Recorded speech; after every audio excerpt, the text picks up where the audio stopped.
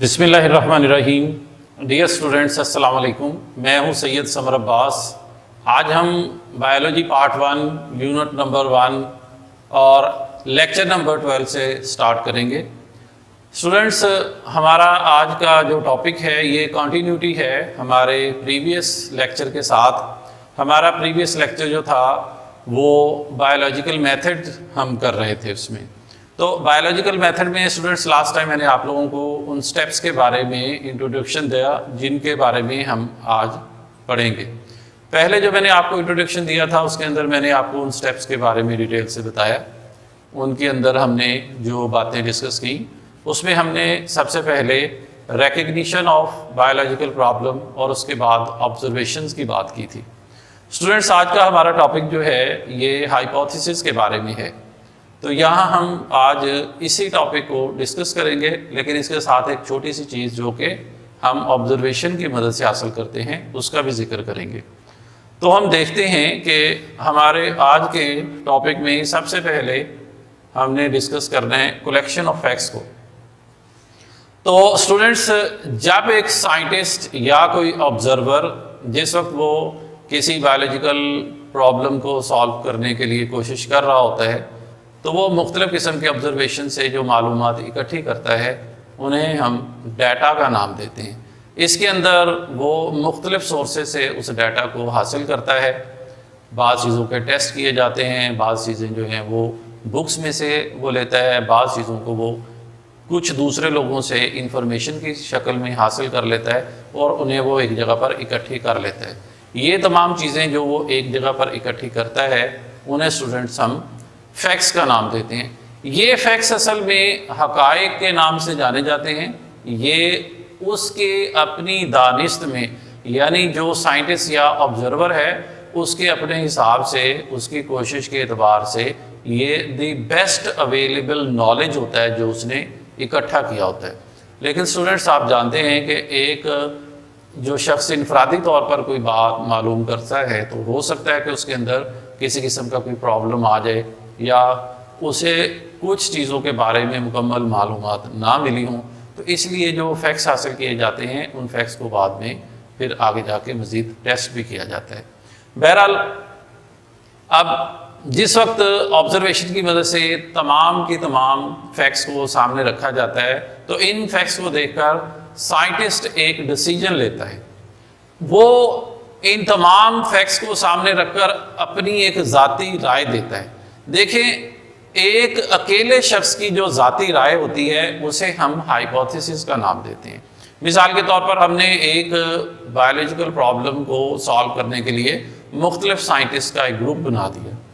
اب یہ جو مختلف سائنٹسٹ ہیں یہ اپنی اپنی جگہ پر، اپنے اپنے کنٹری میں، الگ الگ حالات میں اپنے اپنے سورسز کے مطابق اس کو ریسرچ ورک کو سٹارٹ کریں گے، آبزرویشنز اس کے بارے میں کریں گے، اور ہر بندہ اپنا ذاتی جو ڈیٹا ہے وہ اکٹھا کر لے گا اور اس ڈیٹا کے مطابق وہ ایک کنکلوژن نکالے گا۔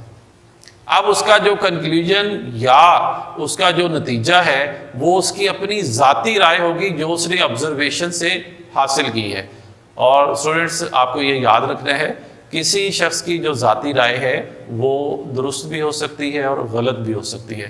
اس لیے یہ جو ہائپوتھیسس ہے اس کو انتہائی احتیاط کے ساتھ جو ہے پرفارم کیا جاتا ہے۔ تو دیکھتے ہیں، اس کے لیے اسٹوڈنٹس دو میتھڈ ہوتے ہیں۔ پہلا جو میتھڈ ہوتا ہے ہائپوتھیسس کو بنانے کے لیے، اس میں ہم کیا کرتے ہیں، ڈیڈکٹیو یا انڈکٹیو ریزننگ کا سہارا لیتے ہیں۔ تو پہلے تو ہم دیکھتے ہیں کہ ہائپوتھیسس کی ڈیفینیشن کیا ہے۔ تو اس میں ہم نے لکھا ہوا ہے دا اسٹیٹمنٹ وچ گیوز ٹینٹیٹیو اور انٹیسٹڈ ایکسپلینیشن۔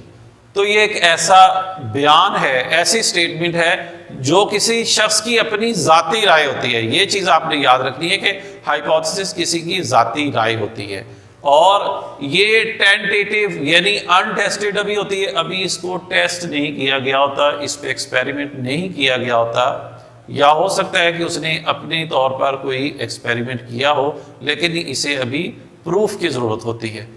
تو the explanation of the observations are facts, تو اصل میں جو ہائپوتھیسز ہیں یہ کسی سائنٹسٹ کی جو اپنی آبزرویشنز ہوتی ہیں یا جو اس نے فیکٹس یا ڈیٹا اکٹھا کیا ہوتا ہے، یہ اس کی بیس پر ایک بیان ہوتا ہے.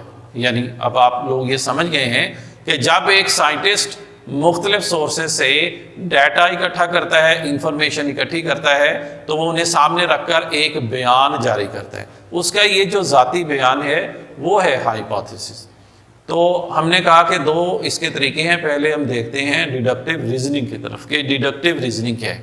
اس کے اندر میں نے لکھا deductive reasoning it moves from general to specific.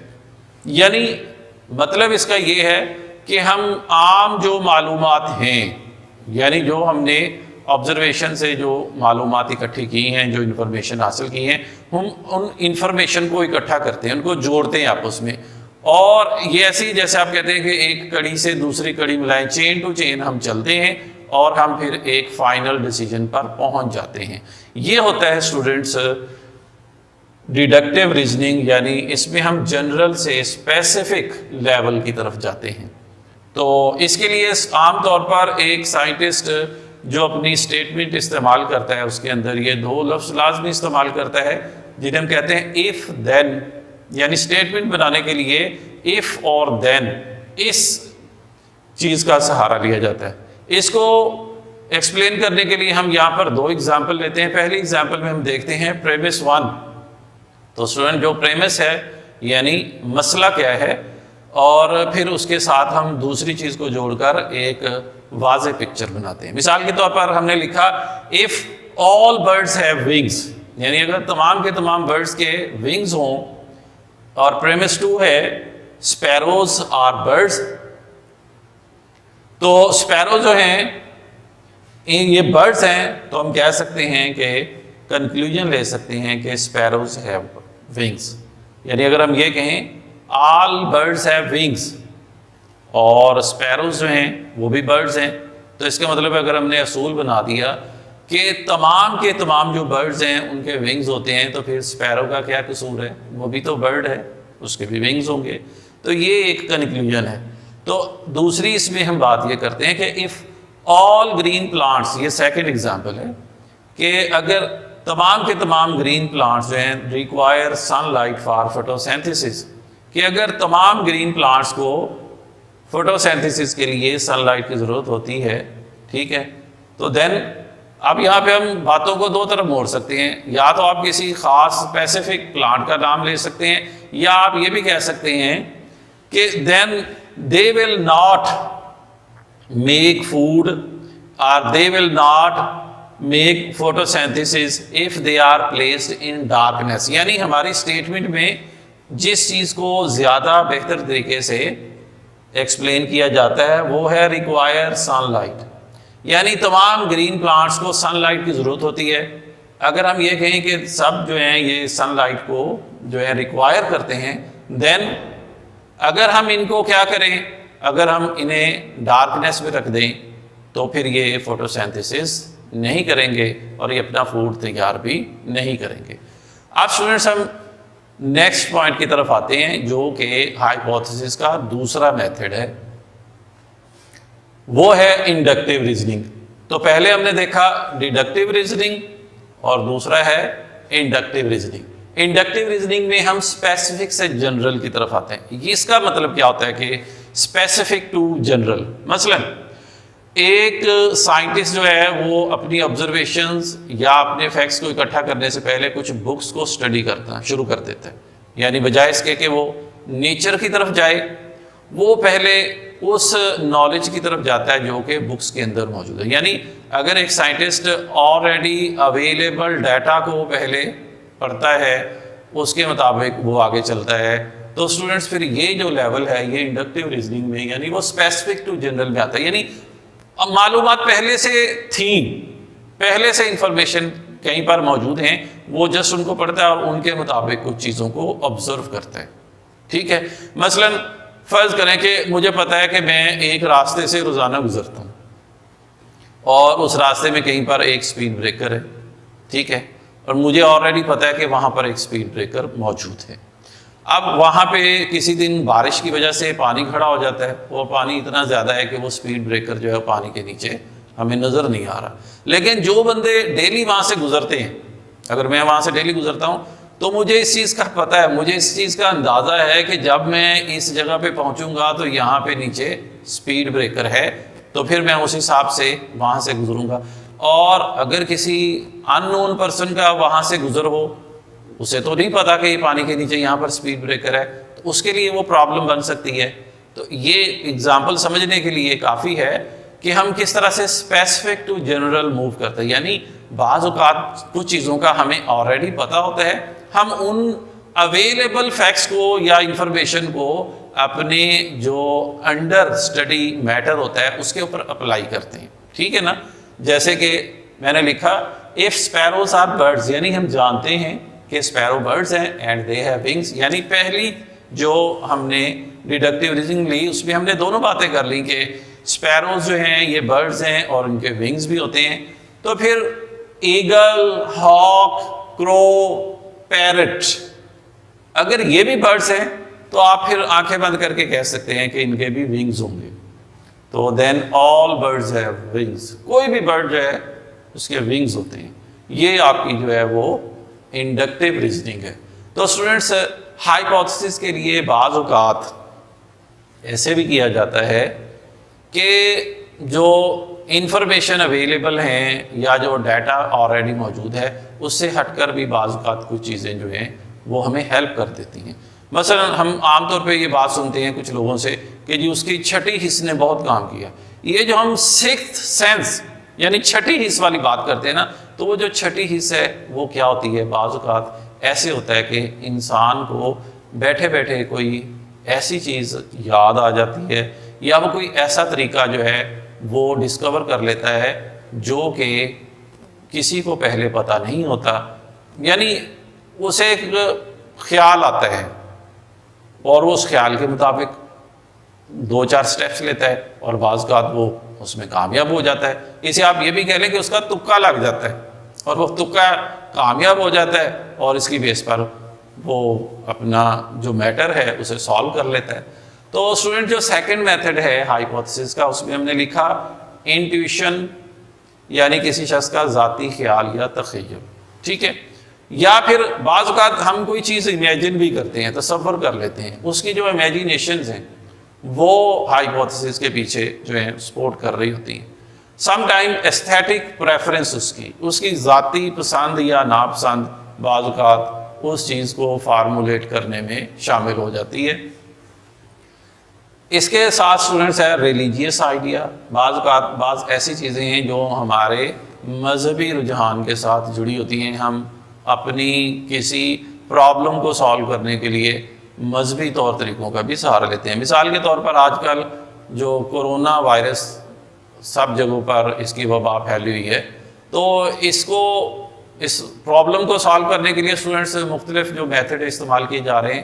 تو بعض لوگ آپ نے دیکھا ہوگا، اکثر آپ نے ٹی وی پہ دیکھا ہوگا، کورونا سے بچنے کے لیے دعا، یعنی مخصوص قسم کی دعائیں جو کہ قدرتی آفات سے یا مختلف قسم کی وباؤں سے بچانے کے لیے اکثر آپ نے دیکھا ہوگا کہ وہ ٹی وی کے اوپر وہ دعائیں جو ہیں وہ پڑھائی جاتی ہیں. ان کے بارے میں بتایا جاتا ہے کہ چند ایک احادیث کا بھی حوالہ دیا جاتا ہے، قرآنی آیات کا بھی حوالہ دیا جاتا ہے کہ ان آیات کو پڑھیں تو پھر آپ ٹھیک ہو جائیں گے. تو یہ بات جو ہے یہ ایک ریلیجیس آئیڈیا کی طرف جاتی ہے.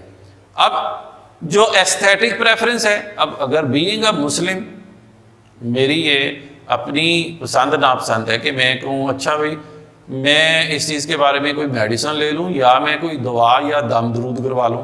اگر تو میں کہوں اچھا بھائی میں دم کروا لیتا ہوں، دم کرنے سے میرا بخار اتر جائے گا، اس میں میری اپنی ذاتی پسند ہے. مجھے کسی نے اس بارے میں مجبور نہیں کیا کہ بھائی اگر آپ کو بخار ہوگا نا تو بخار آپ کا تب تک نہیں جائے گا جب تک آپ فلاں بابا جی سے دم نہیں کروائیں گے. ایسا نہیں ہے. یہ تو میرے اوپر ڈیپینڈ کرتا ہے کہ میں کس چیز کو لائک کرتا ہوں. یہ ہماری ایستھیٹک پریفرنس ہے. ہم بعض اوقات اپنی ایستھیٹک پریفرنس کو اپنے ریلیجن کے ساتھ بھی اٹیچ کر لیتے ہیں. مثلا بعض لوگوں کو اگر کوئی پرابلم ہو تو پھر وہ اس طرف بھی آ جاتے ہیں. اچھا اسٹوڈنٹس کے بعد ہے فلاسفیکل آئیڈیا. کوئی فلسفانہ تصورات بھی ہوتے ہیں. ایک فلسفی جو ہے، جو ایک فلاسفر ہے، یہ بھی اسی طرح کرتا ہے کہ اویلیبل جو انفارمیشن ہے ان کو اپنے مطالعہ میں شامل کرتا ہے، ان کو اپنی اسٹڈی کے اندر لے کر آتا ہے، اور اس کی موجودگی میں وہ چند نئی باتیں بیان کرتا ہے جو ان سے لنکڈ ہوتی ہیں، اور یہی جو ہے یہ فلسفہ ہے.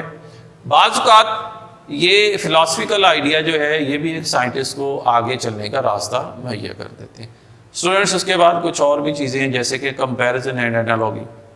تو بعض لوگ جو ہیں وہ مختلف چیزوں کے ساتھ کمپیریزن شروع کر لیتے ہیں. ایک چیز کا دوسری چیز کے ساتھ کمپیریزن کیا جاتا ہے. کمپیریزن کرنے کا فائدہ کیا ہوتا ہے؟ تو اسٹوڈنٹس کمپیریزن کرنے سے ہم ایک طرح سے comparison is a short cut. تو ہم پہلے سے کسی چیز کو جانتے ہیں تو ہم اس کو دوسری چیز کے اوپر اپلائی کر لیتے ہیں، یہ کمپیریزن ہے، اور اس طرح ہمارا کام نسبتاً آسان ہو جاتا ہے. اور اسٹوڈنٹس آخری اس میں بات ہے ڈسکوری، یعنی ہم کرنے کچھ گئے ہو کچھ گیا. ایک سائنٹسٹ کسی اور چیز کے بارے میں ایکسپیریمنٹ کر رہا تھا، تو ایکسپیریمنٹ کرتے ہوئے اسے ایک نئی بات پتہ چل گئی، اس نے اس کے بارے میں سوچا بھی نہیں تھا. تو ایسی صورتحال میں بھی ہو جاتا ہے کہ جب ہم اچانک کوئی ڈسکوری کر لیں تو جس کی وجہ سے وہ بایولوجیکل جو پرابلم ہے وہ سالو ہو جائے. جیسے کہ ہسٹری میں لکھا ہوا ہے پینسلین نامی ایک میڈیسن جو کہ فنگس سے تیار کی گئی، ٹھیک ہے. تو یہ بیکٹیریا کو کل کرنے کے لیے ایک مؤثر دوا اس وقت بن کے سامنے آئی جب ہسٹری میں الیگزینڈر فلیمنگ نے اس کے بارے میں انفارمیشن دی. اصل میں الیگزینڈر فلیمنگ اگر چاہتا تو وہ دنیا سے بہت زیادہ اپریسیشن لے سکتا تھا، تعریف سمیٹ سکتا تھا، بڑے بڑے انعامات لے سکتا تھا. لیکن یہ اسٹوڈنٹس آپ کو آگے چل کر پھر میں ڈیٹیل سے بتاؤں گا کہ کس طرح اس نے پینسلین کے بارے میں انفارمیشن حاصل کی اور اسے کیسے ڈسکور کیا. لیکن اس نے بڑی ایمانداری سے کہا کہ اسے میں نے ڈسکور نہیں کیا، بٹ نیچر ڈسکورڈ اٹ. تو یہ ایک لمبی سٹوری ہے کہ کس طرح وہ اپنی لیبارٹری میں بیٹھا ہوا تھا اور کھڑکیاں کھلی ہوئی تھی لیبارٹری کی، باہر سے ہوا سے فنگس آتی ہے، وہ اس کی کلچر پلیٹ پہ گرتی ہے اور وہاں پر موجود جو بیکٹیریا ہیں ان کو مار دیتی ہے وغیرہ وغیرہ. تو اسٹوڈنٹس یہ ایک طرح سے ڈسکوری تھی. اب جیسے کہ کرونا وائرس ہے، یہ جو پینڈیمک اس وقت پھیلا ہوا ہے کووڈ-19 کا، تو ہو سکتا ہے ایسے بھی پاسبل ہے کہ اچانک کوئی ڈسکوری ایسی ہو جائے جس کے بارے میں ہم سب نے کچھ سوچا بھی نہ ہو. تو یہی چیزیں ہوتی ہیں اسٹوڈنٹس جن کو ملا کر پھر ہم بایولوجیکل میتھڈ میں آگے بڑھتے ہیں. تو اسٹوڈنٹس آج کا جو لیکچر تھا وہ ہائپوتھیسس کے بارے میں تھا جسے ہم نے ایکسپلین کر دیا ہے. امید آپ کو سمجھ آ گئی ہوگی. اب ہم اگلے لیکچر کے ساتھ حاضر ہوں گے، تب تک کے لیے اللہ حافظ.